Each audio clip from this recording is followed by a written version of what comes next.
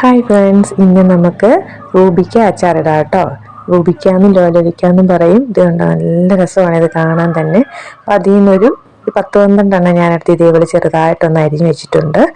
അപ്പോൾ ഇത് നമുക്കങ്ങോട്ട് മാറ്റി വയ്ക്കാം.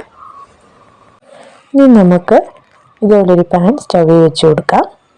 അപ്പോൾ പാൻ ചൂടായി വരുമ്പോഴത്തേക്കിന് നമ്മൾ ഇതിലേക്ക് നല്ലെണ്ണയാണ് ഒഴിക്കുന്നത് കേട്ടോ. അപ്പോൾ അച്ചാറിന് ഏറ്റവും നല്ലത് നല്ലെണ്ണയാണ്.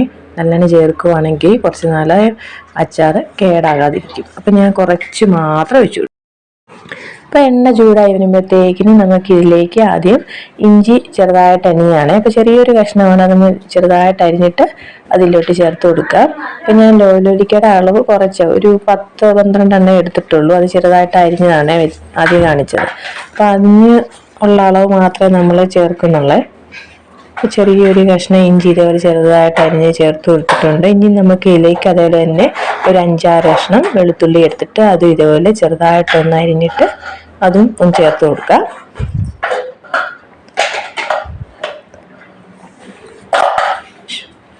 അപ്പോൾ ഇതെല്ലാം ഒന്ന് ചൂടായി വരുമ്പോഴത്തേക്കിന് ഇനി നമുക്കൊരു 3 പച്ചമുളക് ചെറുതായിട്ട് അരിഞ്ഞതാണ്, അതും കൂടി ഇതിലോട്ട് ചേർത്ത് കൊടുക്കുന്നുണ്ട്. അപ്പോൾ ഇതെല്ലാം വഴണ്ട് വന്ന് കഴിയുമ്പോഴത്തേക്കിനും ഇതിലോട്ട് ബാക്കിയുള്ള പൊടികളൊക്കെ നമുക്ക് ചേർത്ത് കൊടുക്കാം.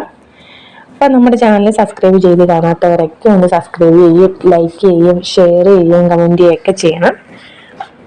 അപ്പോൾ ഇതെല്ലാം ഒന്ന് വഴണ്ട് വരുമ്പോഴത്തേക്കിനും ഇനി നമുക്ക് ഇതിലേക്ക് കാശ്മീരി ചില്ലി പൗഡറാണ് ഞാൻ ചേർക്കുന്നത്. അത് ഒരു 1.5 സ്പൂണ് ചേർക്കുന്നുണ്ട്. ഒരു 1/4 സ്പൂൺ മഞ്ഞൾപ്പൊടി ചേർത്ത് കൊടുക്കാം. ഇനി നമുക്ക് ഇതിലേക്ക് അച്ചാർ പൊടിയാണ്. അച്ചാർ പൊടി മാത്രം ചേർക്കുകയാണെങ്കിലും കുഴപ്പമില്ല, പക്ഷെ മുളക് പൊടിയും കൂടി ചേർക്കുമ്പോഴേ ആവശ്യത്തിന് എരിവാകത്തുള്ളൂ. അപ്പോൾ ഒരു അച്ചാർ പൊടി ഒരു 1.5 സ്പൂൺ ഇട്ട് കൊടുത്തിട്ടുണ്ട്.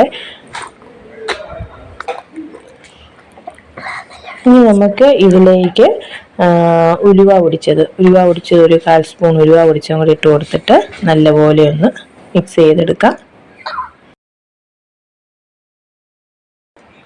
അപ്പോൾ ഇതേപോലെ മിക്സായിട്ട് നല്ലപോലെ ഒന്ന് മൂത്ത് വരുമ്പോഴത്തേക്കിനും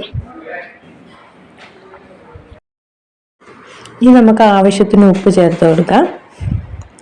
ഉപ്പ് ചേർത്ത് നല്ലപോലെ ഒന്ന് മിക്സ് ആക്കിയ ശേഷം ഇനി നമുക്ക് വിനാഗിരി ഇതിലോട്ട് ഒഴിച്ചു കൊടുക്കണം. അളവ് പറയുവാണെങ്കിൽ ഒരു 2 ടേബിൾ സ്പൂണോളം ഒഴിച്ചു കൊടുക്കാം. അപ്പോൾ അതും കൂടെ ഒന്ന് ഒഴിച്ചു കൊടുത്തതിന് ശേഷം നല്ലപോലെ ഒന്ന് മിക്സ് ചെയ്യാം. ഇനി നമുക്ക് ഇതിലേക്ക് ചേർത്ത് കൊടുക്കേണ്ടത് ശർക്കരയാണ് കേട്ടോ. അപ്പോൾ ശർക്കരയാണ് ഇതിനകത്ത് അത്യാവശ്യം ചേർത്ത് കൊടുക്കേണ്ടത്. നമുക്ക് ലോലിക്കയ്ക്ക് നല്ല പുളിയായിരിക്കുമല്ലോ. അപ്പോൾ ഈ ശർക്കരയുടെ മധുരം കൂടെ ഒക്കെ ആകുമ്പോഴത്തേന് നല്ലൊരു ടേസ്റ്റാണ്. അപ്പോൾ ചെറിയൊരു പീസ് എടുത്തിട്ടുള്ളൂ, അത് ഇതേപോലെ ഒന്ന് ആക്കിയെടുക്കണം. എന്നിട്ട് ഇട്ട് കൊടുക്കാം.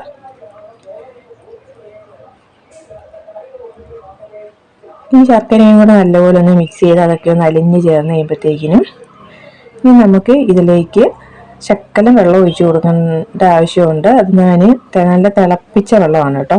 നല്ല തിളപ്പിച്ച് അതിൻ്റെ ചൂട് അത്യാവശ്യം ഒന്ന് മാറിയതിന് ശേഷം നമുക്ക് ഇതിലോട്ട് ഒഴിച്ചു കൊടുക്കാം. ഒരു 1/2 ഗ്ലാസ് വെള്ളം മാത്രമേ ഒഴിച്ചു കൊടുത്തിട്ടുള്ളൂ കേട്ടോ. ഇനി ഇതും കൂടെ ഒന്ന് നല്ലപോലെ ഒന്ന് മിക്സ് ചെയ്തതിന് ശേഷം ഇനി നമുക്ക് അരിഞ്ഞു വെച്ച് ലോലിക്ക ഇതിലേക്ക് ഇട്ട് കൊടുക്കാം. അപ്പോൾ ലോലിക്കയും കൂടി ഇട്ട് കൊടുത്തതിന് ശേഷം ഒരു 2 മിനിറ്റ് നേരത്തെ അതിന് കുക്ക് ചെയ്താൽ മതി. ഇനി ഇത് മിക്സ് ചെയ്തതിന് ശേഷം നമുക്ക് കുറച്ച് കായപ്പൊടിയും കൂടെ ചേർത്ത് കഴിഞ്ഞാൽ നമ്മുടെ അച്ചാർ ഇവിടെ റെഡി ആയിട്ടുണ്ട്.